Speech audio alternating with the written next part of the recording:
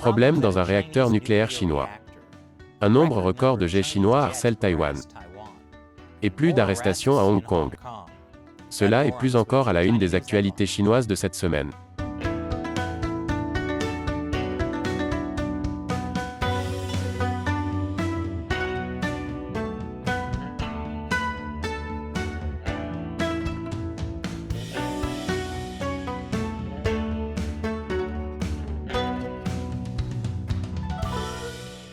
Bienvenue à Chine non censurée. Je suis Chris Chappell. Démarrer notre belle semaine en Chine, il se peut qu'il y ait eu une fuite dans une centrale nucléaire.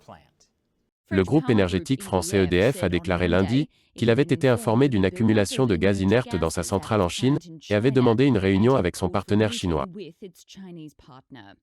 CNN a également rapporté que Framatome, l'unité d'EDF qui a conçu le réacteur, avait mis en garde contre une menace radiologique imminente. D'accord, c'est vrai qu'il y a un problème potentiellement dangereux à la centrale nucléaire de Taishan. Mais selon le Parti communiste chinois, tout va bien. Le groupe géré par l'État China General Nuclear Power, propriétaire majoritaire de la coentreprise avec EDF, a déclaré dimanche dans un communiqué publié sur son site internet que les opérations de la centrale nucléaire respectaient les règles de sécurité et que le milieu environnant était sûr. Vous voyez, c'est sûr. Le Parti communiste chinois mentirait-il au monde pour couvrir une fuite dangereuse ? Pourtant, malgré les assurances, les États-Unis enquêtent apparemment toujours sur la fuite de la centrale nucléaire. La société française a prévenu que l'autorité de sûreté chinoise relevait les limites acceptables pour la détection des radiations à l'extérieur de la centrale nucléaire de Taishan, dans la province du Guangdong, afin d'éviter d'avoir à l'arrêter. Voyez, la Chine n'a pas à mentir sur les données. Ils peuvent simplement changer la définition de la sécurité quant à la quantité de rayonnement. Problème résolu. Mais voici un indice qu'il peut encore y avoir un petit problème. Comme CNN l'a dit, il est inhabituel qu'une entreprise étrangère, Framatome, sollicite unilatéralement le gouvernement américain pour obtenir de l'aide, alors que son partenaire public chinois n'a pas encore reconnu l'existence d'un problème. Oui, surtout quand c'est une entreprise française. Depuis quand les Français demandent-ils de l'aide aux Américains ? En fin de compte, cette situation est assez typique pour les coentreprises en Chine. L'entreprise étrangère se rend souvent compte trop tard que ses homologues chinois ne sont pas aussi honnêtes ou coopératifs qu'ils le souhaitent. Surtout quand il s'agit d'une centrale nucléaire chinoise qui était censée être un symbole de propagande. C'était la première du genre au monde à entrer en service en 2018, après des retards affectant les projets similaires en Finlande et en France. Est-il possible que le Parti communiste chinois ait rogné sur les coûts pour faire fonctionner cette centrale nucléaire ? Non. En parlant de diminution, un gazoduc a explosé en Chine. Il a détruit un marché animé dans la ville de Xi'an, dans la province centrale du Hubei. Au moment de cet enregistrement, les médias d'État chinois disent que 25 personnes sont décédées. Mais nous savons tous à quel point la Chine est honnête au sujet des statistiques. Surtout quand il s'agit des bourdes du gouvernement local. Mais comme je l'ai dit dans un récent épisode sur les énormes gouffres qui s'ouvrent dans toute la Chine, le Parti communiste chinois a tendance à se soucier davantage de l'apparence d'une ville que des vies à l'intérieur de la ville. Les ronds-points sont coupés. Et à venir après la pause, le G7 tente de contrer la Chine. Bienvenue. Le G7 est un groupe des économies les plus puissantes. Elles ont eu leur réunion annuelle et une photo de famille maladroite la semaine dernière. Une grande partie de cette réunion portait sur la lutte contre la Chine. Nous avons fait un aperçu complet de leur plan sur notre autre chaîne, Amérique dévoilée. Oui, nous avons une autre chaîne. Mais le G7 a également évoqué cette année des problèmes chinois qu'il a ignorés dans le passé. Taïwan, les mers de Chine orientale et méridionale, et les violations des droits de l'homme au Xinjiang et à Hong Kong. De toute évidence, la Chine n'est pas contente. Le porte-parole du ministère des Affaires étrangères, Zhao Lijian, a déclaré: les États-Unis sont malades et très malades. Le G7 ferait mieux de prendre ses poux et de proposer une ordonnance. On dirait que c'est une attaque contre le président Biden qui est vieux et confus. Mais le Parti communiste n'est pas seulement en colère contre le G7, il est aussi en colère contre l'OTAN. L'OTAN a qualifié la Chine de défi pour la sécurité mondiale, quelque chose qu'ils n'ont jamais fait auparavant. Nous parlons ici de petits pas. L'OTAN s'est seulement inquiété de la montée en puissance de l'armée chinoise. Alors que l'OTAN considère toujours la Russie comme une menace, la Chine représente seulement des défis. Mais même cela a suffi à exaspérer le régime chinois. qui a répondu que la Chine est en effet une force pour la paix mais se défendra si elle est menacée. C'est comme un cambrioleur qui dit qu'il veut protéger la propriété privée, et si vous essayez de prendre quelque chose dans son sac, il vous poignardera. La Chine a une fois de plus prouvé à quel point elle était dévouée à la paix cette semaine, en envoyant un record de 28 avions de combat vers Taïwan. C'était en réponse aux dirigeants du G7 appelant à une résolution pacifique de la question Taïwan-Chine.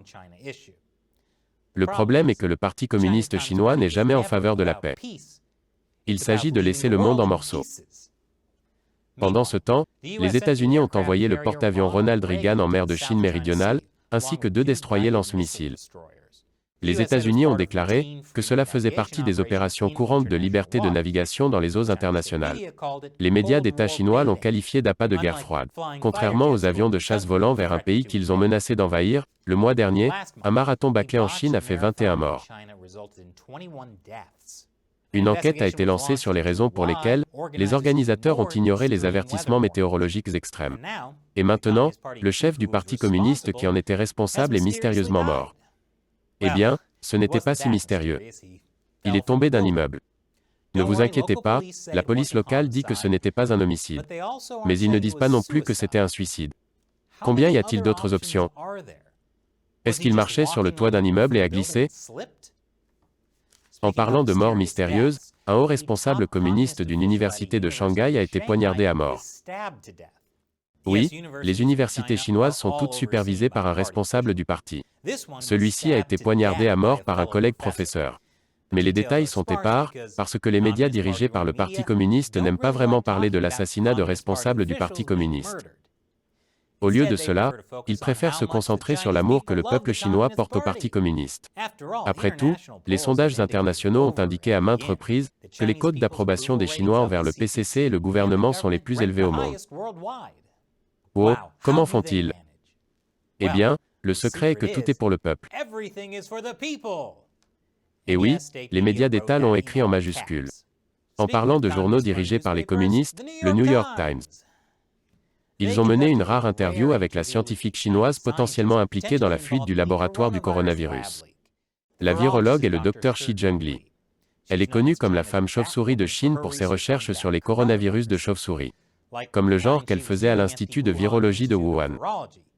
Ce dernier obtenait un financement du gouvernement américain approuvé par le Dr Fauci, pour faire des recherches pour rendre les coronavirus plus contagieux et mortels. Ai-je mentionné que l'Institut de virologie de Wuhan avait des problèmes de sécurité connus, ou que certains scientifiques disent depuis plus d'1 an qu'il y a des signes que le coronavirus y a été fabriqué? Quoi qu'il en soit, comme le dit le New York Times, l'idée que le virus puisse s'être échappé d'un laboratoire a longtemps été largement rejetée par les scientifiques comme invraisemblable, et rejetée par d'autres pour ses liens avec l'ancien président Donald Trump. Mais maintenant que Trump est destitué, démis de ses fonctions, et banni des réseaux sociaux, pouvons-nous s'il vous plaît, commencer à enquêter sur la vérité sur un virus mortel qui n'a jamais été réellement connecté à Trump en premier lieu? Il s'avère, toujours que non. C'est pourquoi le New York Times a interrogé la virologue au centre de tout cela, pour écarter l'idée une fois pour toutes. Dr Shi a nié ces accusations, et se retrouve maintenant à défendre la réputation de son laboratoire et, par extension, celle de son pays.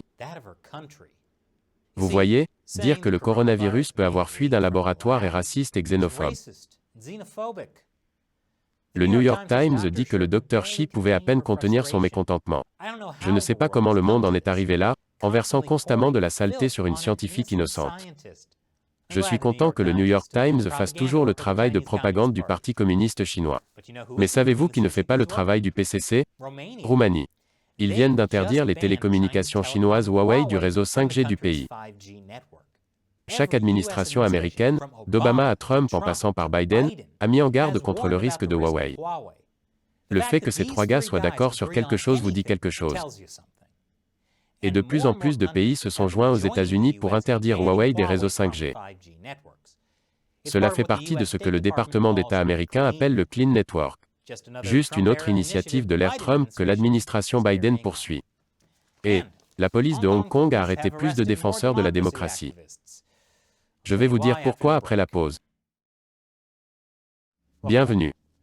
À Hong Kong, les gens ont célébré le deuxième anniversaire de la manifestation anti-extradition de 2019. Cela a lancé des mois de protestation contre le Parti communiste chinois et son contrôle croissant de Hong Kong. Et bien sûr, c'est terminé avec la loi sur la sécurité nationale de Hong Kong, ce qui était à peu près tout ce contre quoi ils protestaient. C'est pourquoi cet anniversaire a été célébré par la police, qui a arrêté des personnes pour l'avoir commémoré. Mais ce n'est pas tout. La police de Hong Kong a eu une semaine chargée. Des centaines de policiers ont fait une descente dans les bureaux de l'Apple Daily, un journal pro-démocratie. Ils ont également arrêté le rédacteur en chef et d'autres cadres. La police a déclaré qu'Apple Daily violait la loi sur la sécurité nationale, en publiant des articles appelant à des sanctions contre Pékin ou Hong Kong. Lorsque d'autres médias ont tenté de demander à la police quels articles Apple Daily violaient la loi sur la sécurité nationale, la police a refusé de répondre. C'est presque comme s'il essayait de faire peur à tous les médias de Hong Kong, de publier des choses qui pourraient les faire arrêter. La police a également gelé les avoirs d'Apple Daily. On ne sait donc pas combien de temps le journal peut continuer. Mais Apple Daily a imprimé ostensiblement 1,5 million d'exemplaires le lendemain de la descente de police, avec le message que tout le monde doit s'accrocher.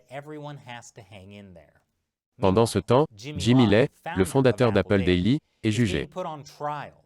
Il risque la réclusion à perpétuité. Pour quelle raison? Pourquoi? Pour avoir violé la loi sur la sécurité nationale. D'une manière ou d'une autre, quelque chose à voir avec la complicité avec des étrangers. Pour faire quelque chose, écoutez, ils n'ont pas besoin de raison.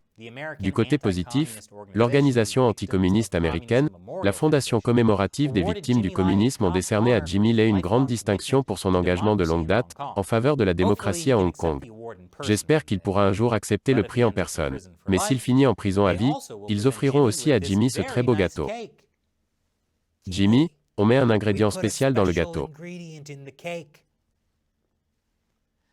Mais je suis heureux de dire que je n'aurai pas besoin de faire un gâteau pour la militante hongkongaise Agnès Cho. Elle est sortie de prison. Elle n'aurait jamais dû être en prison en premier lieu. C'est selon la commission exécutive du Congrès sur la Chine, un groupe bipartite de législateurs américains. Ils ont tweeté « Une action plus appropriée pour commémorer le second anniversaire des manifestations de 2019 à Hong Kong aurait été d'abandonner les charges contre ceux qui ont participé à ces manifestations et de libérer tous les autres prisonniers politiques. » Ce qui me semble que ces forces étrangères hostiles ont été de connivence avec tout le monde à Hong Kong. La Chine va devoir enfermer tout le monde maintenant. J'ai beaucoup de pâtisseries à faire. Mais d'abord, il est temps de répondre à une question d'un membre de l'armée des 50 centimes de Chine non censurés, des fans qui soutiennent nous et nos efforts pour révéler la vérité sur le Parti communiste chinois, en contribuant via le site de financement participatif Patreon. Mika Ranta demande « Ce gouffre ressemble à un Photoshop ou à quelque chose du genre ?» Ah, Mika fait référence à cette image miniature de notre récent épisode. Les gouffres massifs en Chine avalent des voitures et des bus. Beaucoup de gens me l'ont demandé en effet. Cela a l'air photoshopé, n'est-ce pas? Après tout, c'est un peu difficile de croire que c'est réel. C'est vrai. Parfois, les choses qui se passent en Chine sont inimaginables. Merci pour votre question et votre soutien, Mika. Et un grand merci à tous ceux qui soutiennent Chine non censurée sur Patreon. Nous ne pourrions pas faire cette émission sans vous. Alors merci de vous joindre à nous dans la lutte pour exposer le Parti communiste chinois au monde. Si vous souhaitez vous joindre à nous, rendez-vous sur patreon.com/ChineUncensored. Vous obtiendrez un tas d'avantages sympas, y compris la chance de me faire répondre à votre question dans l'émission.